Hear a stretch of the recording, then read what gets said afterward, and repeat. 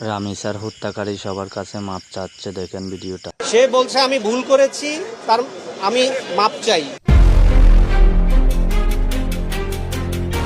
ফাঁসির দড়ির আর কোনো বাধাই রইল না। ঘাতকের সব চক্রান্ত, সব মিথ্যা জাল এক নিমিষেই ছিন্ন ভিন্ন হয়ে গেল।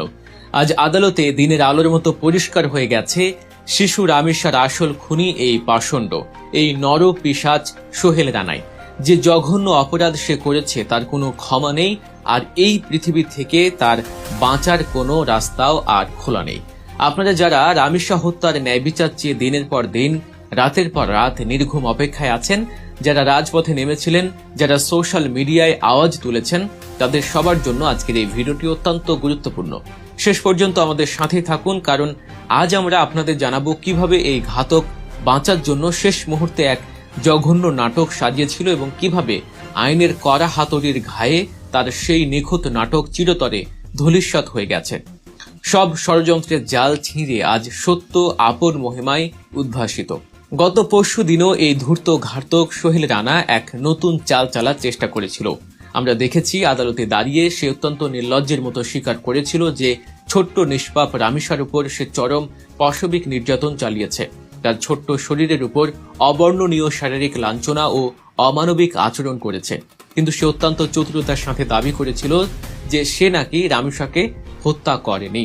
হ্যাঁ, ঠিকই শুনছেন, তার দাবি ছিল এই জঘন্য হত্যাকাণ্ডের পেছনে নাকি ডলার নামের অন্য এক তৃতীয় ব্যক্তি জড়িত।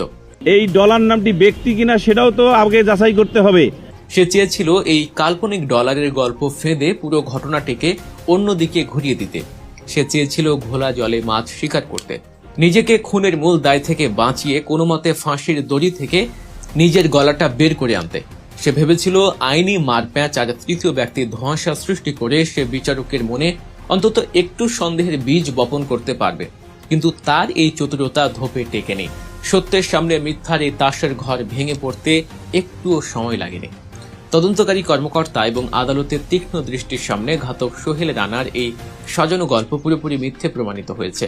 পুলিশ, ফরেনসিক বিশেষজ্ঞ এবং তদন্ত কর্মকর্তারা আদালতে ব্যর্থহীন ভাষায় প্রমাণ করেছেন যে এই জঘন্য ও লোমহর্ষক হত্যাকাণ্ডে সোহেল রানা এবং তার স্ত্রী স্বপ্না খাতুন ছাড়া আর কোনো তৃতীয় ব্যক্তির বিন্দুমাত্র সম্পৃক্ততা নেই।